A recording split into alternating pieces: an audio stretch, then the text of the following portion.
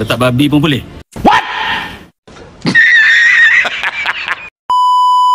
Atamuruna an-nasa bil bir wa tansawna anfusakum wa antum tatluna al-kitab afala ta'qilun. Seolah-olah bercakap dan tidak melaksanakan. Datuk Sri King Sing buat hal gila lah. Dia menari mabuk, Datuk Sri. Kamu sibuk sah? Dalam majlis kerajaan ada dihidangkan arak, Datuk Sri. Apa masalah dia? Sejak bila arak menjadi normalisasi dalam majlis kerajaan? Kata saya mabuk, saya minum, saya bukan orang Islam. Saya minum apa salah? Letak babi pun boleh? Bukankah agama Islam adalah agama persekutuan dalam negara kita? Pecah je lah. Bukan sekali ni je King Sing buat hal. Dah banyak kali dia buat hal. Bukankah dalam Perlembagaan Persekutuan Perkara 43/5 Perdana Menteri boleh menasihati Yang di-Pertuan Agong untuk memecat menteri-menteri yang menyusahkan dan meresahkan rakyat? Kalau betul, apa masalah dia? Cuba Datuk Seri buka surah Al-Baqarah ayat 219. Allah sebut apa?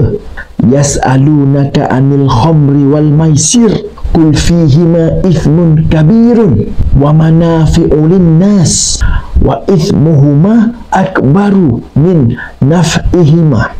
Apa maksudnya, Datuk Seri? Mereka bertanya kepadamu tentang arak dan judi. Katakanlah, pada keduanya ada dosa besar dan ada pula beberapa manfaat bagi manusia. Tetapi dosa keduanya lebih besar daripada manfaatnya. Cuba Datuk Seri tengok surah Al-Ma'idah ayat ke-90. Ya ayyuhallazina amanu innamal khamru wal maisir wal ansab wal azlam rijsun min amali syaitan fajtanibuhu la'allakum tuflihun. Wahai orang-orang yang beriman, sesungguhnya arak, judi, sembahan berhala dan undian nasib adalah najis daripada perbuatan-perbuatan syaitan. Maka fajtanibuhu la'allakum tuflihun. Maka jauhilah ia agar kamu menjadi orang yang berjaya. Nampak? Kalau saya orang Islam, saya tidak boleh buat apa sebab itu jangan buat. Kalau saya bukan Islam, saya boleh buat. Semua pun boleh. Apa? Kalau saya bukan Islam, saya boleh buat. Semua pun boleh. King Sing bukan orang Islam? Kalau saya bukan Islam, saya boleh buat.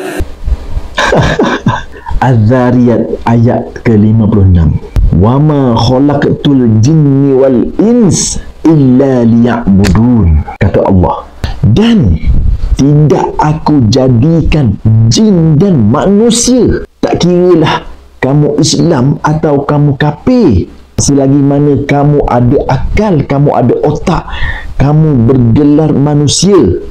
Allah kata, melainkan untuk beribadat kepada Allah, beribadat kepadaku, iaitu Allah.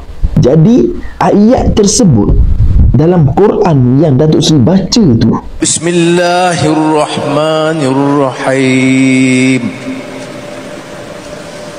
Wa'tasimu bihablillahi jami'an wa la tafarraqu.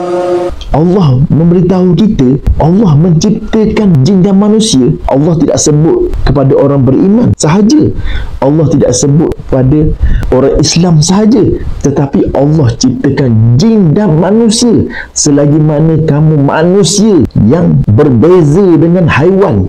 Jadi ayat tersebut, saya dan juga Datuk Seri beriman bahawa Allah ciptakan manusia semuanya untuk beribadat kepada Allah.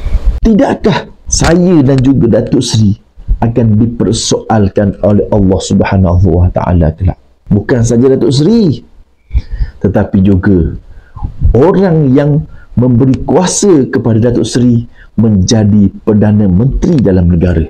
Siapa? Kitalah, rakyat yang mengundi menaikkan seseorang wakil rakyat untuk memegang tampuk kuasa yang akhirnya melantik menteri yang biadab, yang mengundang laknat daripada Allah Subhanahu Wa Taala dalam negara Malaysia yang berpaksikan agama Islam adalah agama persekutuan.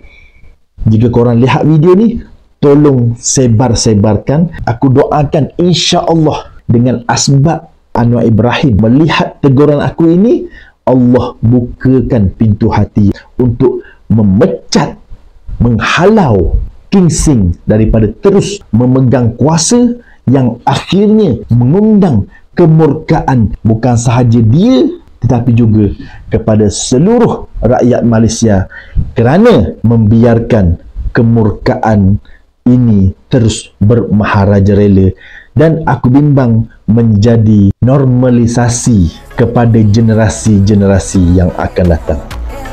Apa komen korang?